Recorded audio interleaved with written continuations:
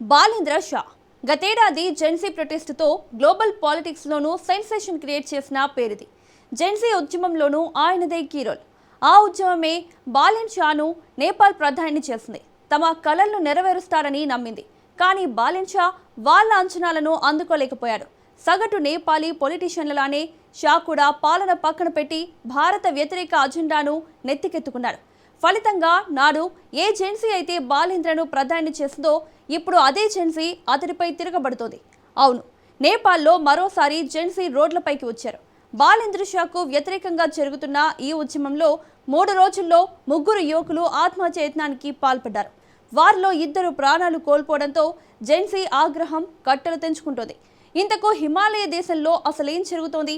Balendra Shah Gen Z అంచనాలను ఎందుకు అందుకోలేకపోయారు? నేపాల్లో మరో రాజకీయ సంక్షోభం తప్పదా? Let's watch. Balendra shock shock. నేపాల్లో మళ్లీ రోడ్డెక్కిన జెన్జీ. 3 రోజుల్లో 2 మృతి, ఉధృతంగా ఉద్యమం. హిమాలయ దేశంలో మరో రాజకీయ సంక్షోభం తప్పదా? నేపాల్లో మళ్లీ నిరసన జ్వాలలు ఎగిసిపడుతున్నాయి. కాకపోతే ఈసారి ఈ జ్వాలలు పాతతరం కమ్యూనిస్టు నేతలకు వ్యతిరేకంగా కాదు. సరికొత్త ఆశలతో నేపాల్ ప్రధాని పీఠంపై కూర్చున్న బాలేంద్ర షాకు వ్యతిరేకంగా రాజుకున్నాయి. ఏ జెన్జీ యువత అయితే కొండంత ఆశలతో డిజిటల్ నిరసన నినాదాలతో సరికొత్త నేపాల్ నిర్మిస్తాడనే నమ్మకంతో బాలేన్ షాను సింహాసనంపై కూర్చోబెట్టిందో, అదే యువత ఇప్పుడు ఆయన గద్దె దించాలని రోడ్డెక్కి ప్రాణత్యాగాలకు సైతం వెనుకాడ్డం లేదు. నిరుద్యోగ రక్కసికి బలైపోతూ బతుకు తెరువు కానరాక 3 రోజుల్లో 3 యువకులు పెట్రోల్ పోసుకుని ఆత్మహత్యాయత్నానికి పాల్పడడం, అందులో 2 ప్రాణాలు కోల్పోవడం అక్కడి తీవ్ర పరిస్థితులకు అద్దం పడుతోంది. దీంతో మరోసారి నేపాల్ రణరంగంగా మారింది. కానీ బాలేంద్ర షాను జెన్జీ ఎందుకింతగా వ్యతిరేకిస్తోంది? నేపాల్ ప్రధానిగా ఏడాది తిరగకుండానే జెన్జీ యువతలో ఇంత వ్యతిరేకత ఎందుకొచ్చింది?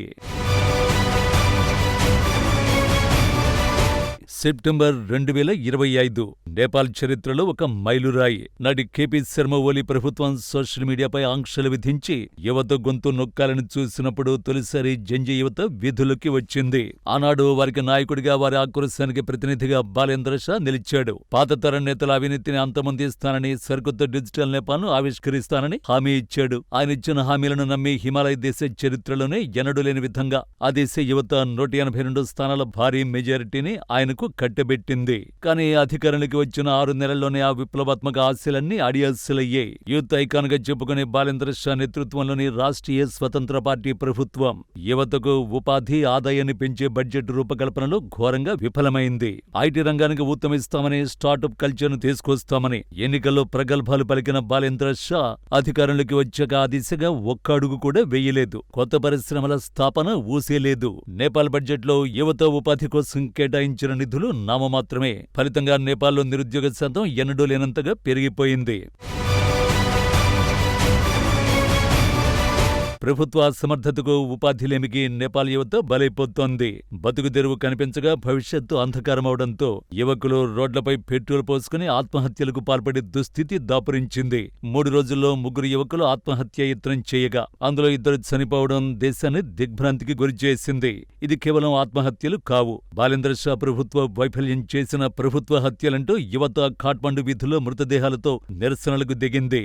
నిజానికి దేశీయ సమస్యల్ని పరిష్కరించడం, ఆర్థిక వ్యవస్థను దారిన పెట్టడం చేతగాని బాలేంద్ర షా ప్రజల, ముఖ్యంగా యువత దృష్టిని మళ్లించేందుకు నేపాల్ పాత కమ్యూనిస్టు పాలకుల పాత వ్యూహాన్ని ఎంచుకున్నారు. జెన్జీ యువత ఆకాంక్షలైన ఆర్థికాభివృద్ధి, ఐటీ విప్లవాన్ని పక్కన పెట్టి బాధ్యతలు చేపట్టిన మొదటి రోజు నుంచే భారత్పై విషం చిమ్మడమే ప్రధాన ఎజెండాగా మార్చుకున్నాడు. తన వైఫల్యాలను కప్పిపుచ్చుకోవడానికి తీవ్ర జాతీయవాదాన్ని, భారత వ్యతిరేకతను తెరపైకి తెచ్చారు.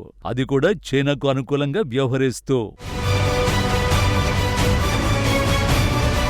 భారత్తో దశాబ్దాలుగా ఉన్న సాంస్కృతిక, ఆర్థిక సత్సంబంధాలను బాలేంద్ర షా ప్రభుత్వం తన రాజకీయ పంతాల కోసం కాలరాసింది. కాలాపాని, లింపియాధుర, లిపులేఖు వంటి సున్నితమైన సరిహద్దు ప్రాంతాల అంశాన్ని అనవసరంగా కెలికి 2 దేశాల మధ్య ఉద్రిక్తతల్ని పెంచేందుకు ప్రయత్నించారు. దౌత్యపరమైన చర్చల ద్వారా అంతర్జాతీయ వేదికలపై పరిష్కరించుకోవలసిన సరిహద్దు అంశాలను చౌకబారు రాజకీయ ప్రయోజనాల కోసం వీధి పోరాటాలుగా మార్చడం బాలేంద్ర షా కుటిల రాజకీయానికి నిదర్శనంగా నిలిచింది. బాలేంద్ర షా తీసుకున్న భారత్ వ్యతిరేక నిర్ణయాల ప్రభావం ప్రభావం సరిహద్దు వాణిజ్యంపై తీవ్రంగా పడింది. భారత్తో వ్యాపార లావాదేవీలు నిలిచిపోవడంతో సరిహద్దు ప్రాంతాలైన వీర్గంజ్, భైరహువా వంటి నగరాల్లో రవాణా, పర్యాటకం, స్థానిక వ్యాపారాలపై ఆధారపడిన లక్షలాది మంది యువకులు రాత్రికి రాత్రే రోడ్డున పడ్డారు. భారత్ నుంచి కొనుగోలు చేసి 100 నేపాలీ రూపాయల కంటే ఎక్కువ విలువైన వస్తువులపై 5% నుంచి 80% వరకు కస్టమ్స్ సుంకాన్ని విధించాలని బాలెన్ షా తీసుకున్న నిర్ణయం ఆ దేశ ప్రజల్లో తీవ్ర ఆగ్రహానికి దారితీసింది. భారత్, నేపాల్ సరిహద్దు ప్రాంతాల్లోని ప్రజలు తమ నిత్యావసరాల కోసం మందులు, ఎలక్ట్రానిక్స్, బట్టల కోసం భారత మార్కెట్లపై ఆధారపడతారు. కొత్తగా విధించిన భారీ పన్నుల వల్ల సామాన్యుడిపై ఆర్థిక భారం పెరిగింది. ఉదాహరణకు 10,000 రూపాయల వస్తువు కొంటే అదనంగా పన్నుల రూపంలో భారీ మొత్తం చెల్లించాల్సి వస్తోంది.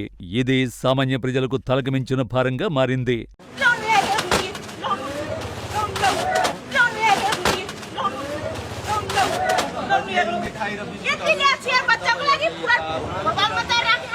బాలేంద్ర షా తుగ్లక్ నిర్ణయాలకు వ్యతిరేకంగానే ఇప్పుడు యువత పెద్ద ఎత్తున నిరసనలు తెలుపుతోంది. ఇక ఏ సోషల్ మీడియా నిషేధానికి వ్యతిరేకంగా జంజీ యువత కేపీ శర్మ ఓలీ ప్రభుత్వాన్ని కూల్చేసి బాలేంద్ర షాను గెలిపించిందో అదే బాలేంద్ర షా ఇప్పుడు డిజిటల్ స్పేస్ పై నిఘా పెట్టడం మరో కారణం. తమ ప్రభుత్వంపై వస్తున్న విమర్శలను తట్టుకోలేక సోషల్ మీడియా వేదికలను నియంత్రించేందుకు, ప్రశ్నించే యువతపై కేసులు పెట్టేందుకు తెర వెనుక ప్రయత్నాలు చేస్తుండడం ఆయన నిరంకుశత్వానికి అద్దం పడుతోంది.